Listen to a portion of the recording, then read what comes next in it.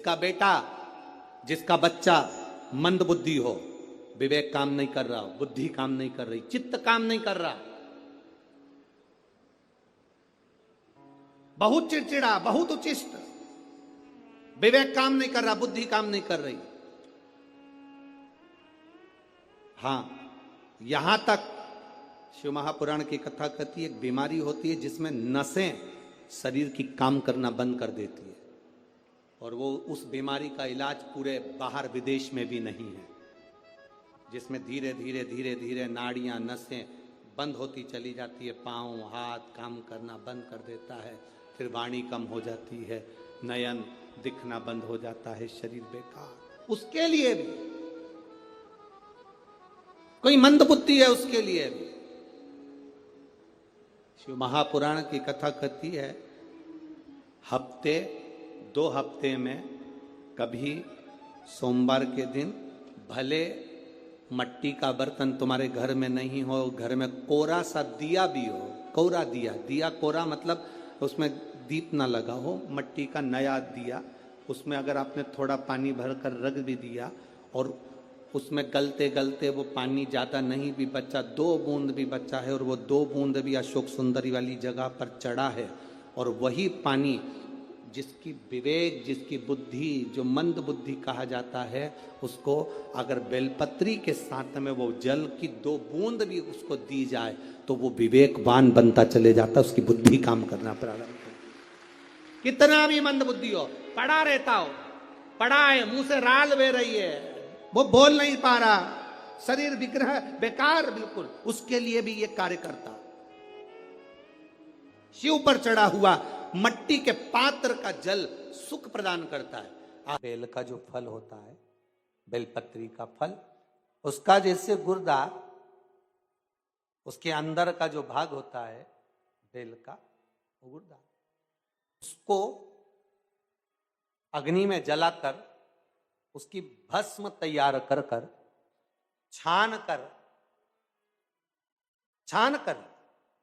जब जब आपके यहां विद्वान ब्राह्मण शिव जी का अभिषेक कराते हैं, पूजन कराते हैं, तो उसमें लिखते हैं पूजन के साहित्य में, बेलपत्री, धतूरा, दुर्वा, ये उसमें नीचे लिखेंगे भस्म। लिखते कि नहीं लिखते? लिखते हैं ना, भस्म अभिषेक में चाहिए रहती। तब उस भस्म का थोड़ा सा भी भाग आप अगर शिव को समर्पित कर रहे हो तो ये जान लें कि शंकर मनवांचित फल प्रदान कर रहे हैं, शिव फल प्रदान कर रहे हैं। बेलपत्री के वृक्ष के नीचे बैठकर हाथ में एक बेलपत्र का पत्ता रखकर आप पंचाक्षर मंत्र नमः शिवाय, ओम नमः शिवाय, या श्री शिवाय नमस्तुभ्यम, या महामृत्युंजय मंत्र का स्मरण कर रहे हो, पर डंडी का भाग अपनी ओर, बेलपत्र की बीच वाली पत्ती का भाग बीच वाली उंगली की ओर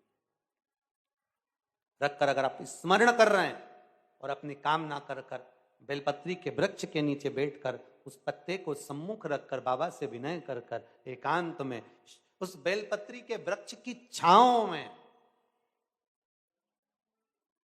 बेलपत्री के वृक्ष की छांव आप कामना कर कर उस पत्ते को शंकर भगवान के ऊपर समर्पित कर रहे हैं, तो ये जान कर रखें कि पार्वती और शिव का मिलन करवा रहे हैं और अपनी मनवांछित फल कामना पूर्ण करवा रहे हैं।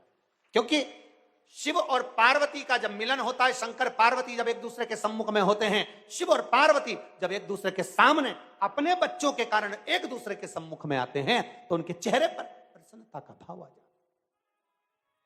तो फल, मनवांचित फल की कामना आप जिस कामना के लिए कर रहे हो, विवाह के लिए, नौकरी के लिए, सर्विस के लिए, व्यापार के लिए, रोग मुक्ति के लिए, आप जिस कामना से कर रहे हो, बस उससे कह कर कभी सोमवार का दिन हो, क्योंकि शंकर जी को सोम प्रिय है, सोमवार का दिन, चंद्र का वार शिव जी को प्रिय है, शिव जी को प्रिय है।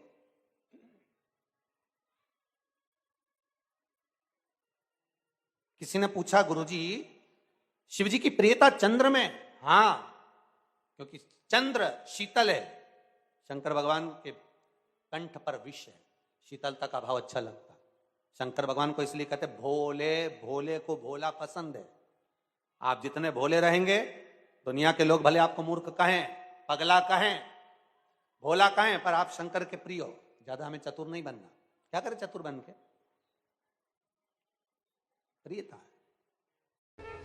हमारे यहां तुलसी के कुंड का भी विधान है। गोल कुंडा है ऐश्वर्य देगा, चौकोर कुंडा है। आप लोग कई बार देखे होंगे किसी किसी के यहाँ चौकोर तुलसी का क्यारा होता है, कुंडा होता है, वो वंश बढ़ाता है। षडाकृति का है, वो धन देता है, संपदा देता है। दोष हमारा है, हम तुलसी के कुंडे के नीचे शंकर जी को रख देते हैं। क्यों? कि यहीं तुलसी जी को पानी चढ़ाएंगे, यहीं शंकर जी को चढ़ा देंगे। दोष है। तुलसी के कुंड के नीचे हम सर्प देव को रख देते हैं, नाग देवता रख देते हैं, पानी चढ़ाएंगे, पात्री रख देते हैं। नहीं, दोष।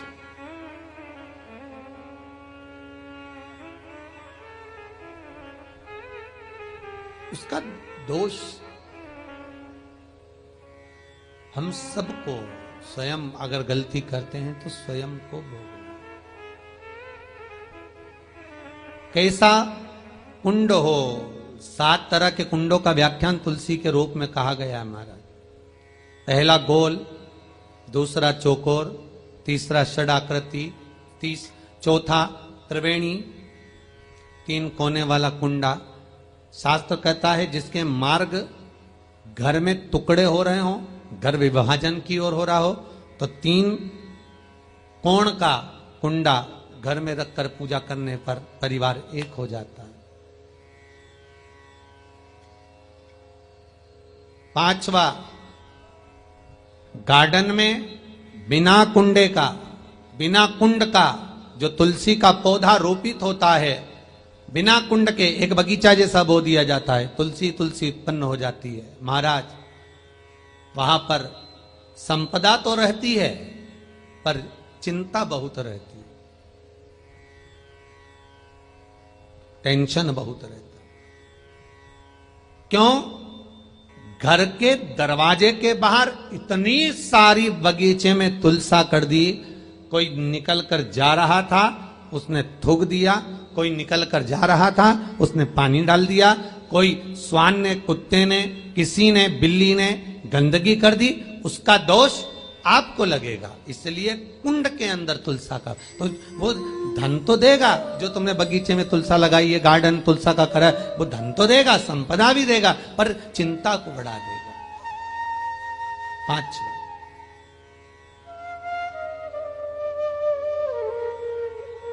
महाराज। 6, तुलसी के कुंड को 3 धार पर लटका कर रखना। कई जगह पर आपने देखा होगा तुलसी का जो कुंडा होता है उसको 3 जो तार होते हैं, 3 जो चेन होती है, उस पे लटकाया जाता है। महाराज, विष्णु पुराण उसका भी व्याख्यान करती है। महाराज, वहां व्यक्ति के कार्य उन्नति की सीढ़ी की ओर बढ़ जाते हैं। जैसे भोजन की थाली लग गई, भोजन तैयार हो गया, बस खाने बैठे हो और थाली खसक गई, समझ लेना कि तुलसी को अधर पर लटका कर रखा है। इसलिए कार्य तो हो रहे हैं, बनने वाले हैं, 4 दिन बाद ये काम होने वाला है, 8 दिन बाद ये काम होने वाला है, लग रहा है कि इसमें इतना फल मिलेगा, लग रहा है इस व्यापार को करेंगे तो इतना फायदा हो जाएगा, सब कुछ करा, लाखों रुपए लगा भी दिए, थाली मालूम पड़े खसक गई, अधर लटका है तुलसी। 7 क्रम है तुलसी के, ये 6ठा क्रम बताया। तुलसी का 7वां क्रम,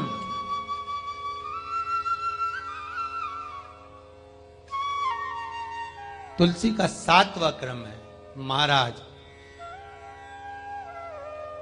तुलसी का कुंडा जैसा घर के आंगन में है, तुलसी का कुंड जैसे घर के आंगन में विराज रहा है, ऐसा ही छोटा सा कुंड भगवान के लिए रोपित करें। प्रतिदिन भगवान की सेवा करते समय तुलसी का कुंड सम्मुख रखकर उसकी आराधना करना, फिर उस कुंड को वापिस बाहर ले जाकर रखना, फिर दूसरे दिन पूजन के समय पर कुंड को लाकर रखना। हम तो यहां तक कहते हैं विष्णु पुराण गर्ग संहिता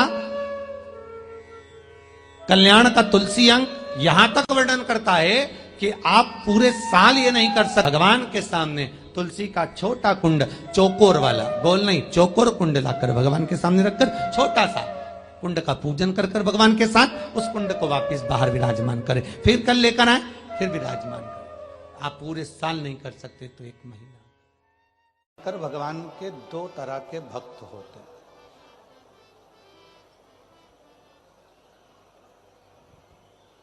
स्वयं भगवान शिव पार्वती जी से कहते हैं, पार्वती 2 तरह के भक्त होते हैं, एक फूल की तरह होता है, दूसरा फल की तरह होता है। एक फूल की तरह, एक फल की तरह। भगवान शंकर का जो भक्त होता है वो 2 तरह का होता है। जैसे वृक्ष है, उसमें फूल भी आया और फल भी आया, उसमें फूल भी लग रहा है, फल भी लग रहा है।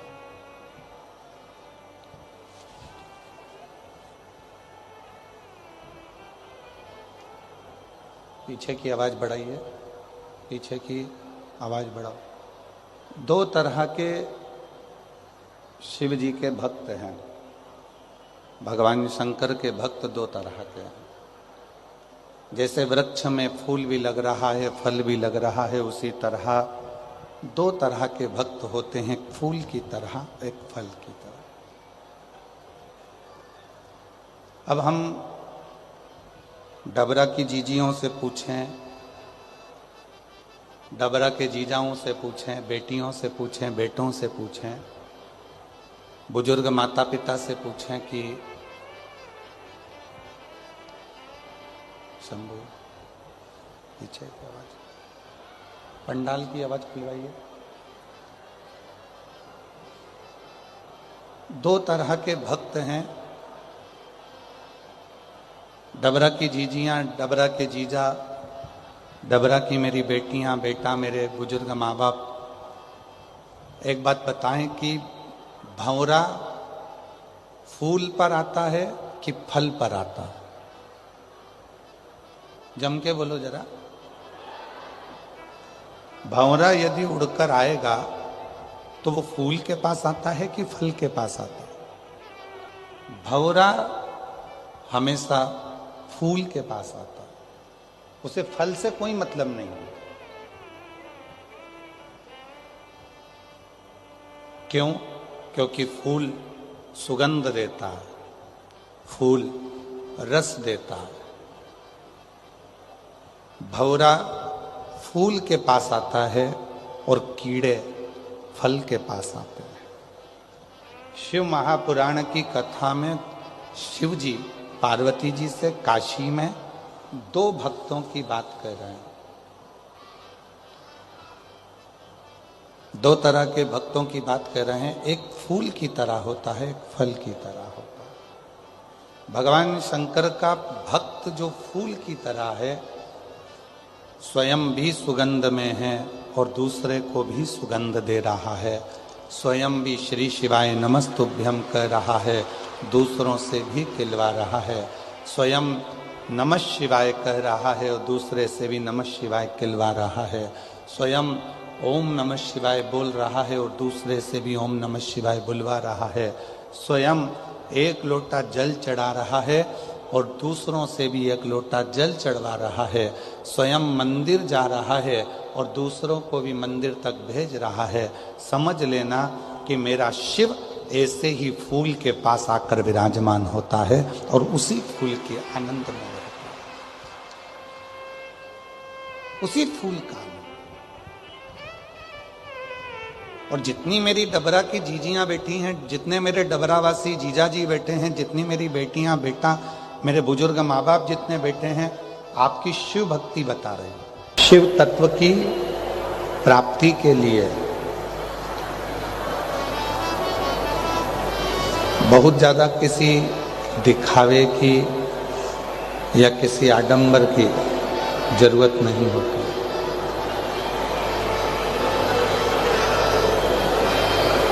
शिव महापुराण की कथा कहती है कि हम जिस मंदिर में भगवान शंकर को रिझाने के लिए, जिस शिवालय में भगवान शिव को मनाने के लिए जाते हैं,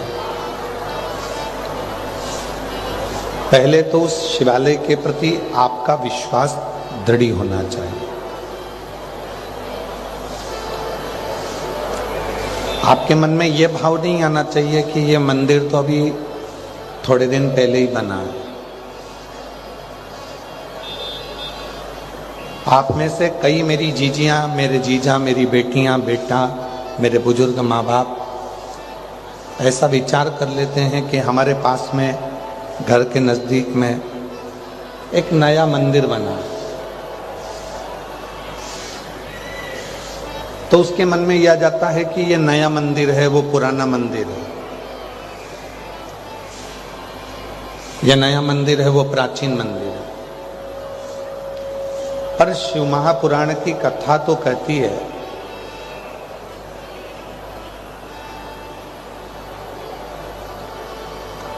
कि मनुष्य तो मनुष्य है ना। कई लोग कह देते हैं ये पुराना मंदिर है, ये नया मंदिर है, ये प्राचीन मंदिर है, ये नया मंदिर है। एक बात आपसे पूछें, छोटा सा बच्चा है, चाहे वो 4 साल का है, चाहे वो 3 साल का है, चाहे वो 3 महीने का है, चाहे वो 3 दिन का है, चाहे वो 30 साल का है, चाहे वो 35 साल का है, चाहे वो फिर 75 वर्ष का हो गया, 80 वर्ष का हो गया, 90 वर्ष का हो गया, 100 वर्ष का हो गया। यदि किसी व्यक्ति ने उस व्यक्ति को त्राण दिया, कोई परेशानी दी, कोई कष्ट दिया, तो सजा तो वही की वही है जो 10 साल के बच्चे की है, वो 25 साल के व्यक्ति की है, 3 महीने के बच्चे की है, चाहे वो 90 साल के व्यक्ति की है। तुमने अगर उस बच्चे को कष्ट दिया है, चाहे वो 3 महीने का है, 6 महीने का है, 6 साल का है, 12 साल का है, 18 साल का है, 25 साल का है, कोई 50 साल का है, कोई 100 साल का है, उसको अगर तुमने कष्ट दिया है तो आपको सजा उतनी ही भोगना पड़ेगी। उसी तरह नए मंदिर में चाहे भगवान शंकर बैठे हों, चाहे प्राचीन पुराने मंदिर में भगवान शंकर बैठे हों, आप किसी भी मंदिर में जाकर 1 लोटा जल चढ़ाओगे, फल उतना ही प्राप्त होगा जितना 12 ज्योतिर्लिंग में जल चढ़ाने से प्राप्त होगा। फल उतना ही मिला, फल वैसा कि वैसे ही प्राप्त होगा। कई लोगों के मन में भ्रम हो जाता है कि नहीं साहब, अमरनाथ जी जाएंगे तो भगवान शंकर मिलेंगे, केदारनाथ जी जाएंगे तो भगवान शंकर मिलेंगे, काशी जाएंगे तो भगवान शंकर मिलेंगे, उज्जैनी जाएंगे तो भगवान शंकर मिलेंगे।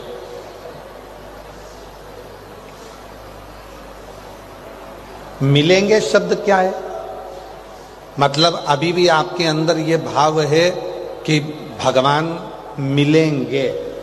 और शिव महापुराण की कथा कहती है कि कंकर कंकर में शंकर है, उसको मिलने की देरी नहीं होती, बस हृदय में उसके प्रति ज्योत और विश्वास जगाइए, वो आपके भीतर प्रकट हो जाए। हम परमात्मा को कहाँ ढूंढ रहे हैं? मंदिरों में। हम परमात्मा को कहाँ ढूंढ रहे हैं? तीर्थों में। पर परमात्मा तो हमारे हृदय में, हमारे घरों में नित्य निवास करता है। एक हमारे सनातन धर्म में एक बात कही जाती है, पति परमेश्वर। बोलो सही है कि गलत है? बोलते कि नहीं बोलते? पति परमेश्वर।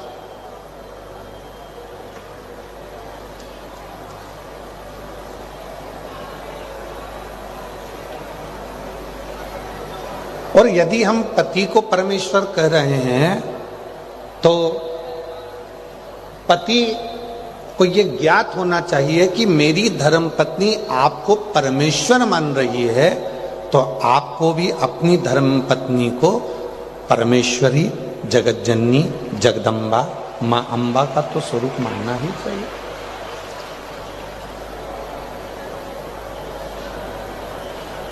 शिव पुराण कहती है अगर घर के बुजुर्ग को हम कहते हैं ये हमारे माता पिता, ये भगवान का स्वरूप है, तो घर में रहने वाली बहू और बेटे भी तो भगवान का स्वरूप है।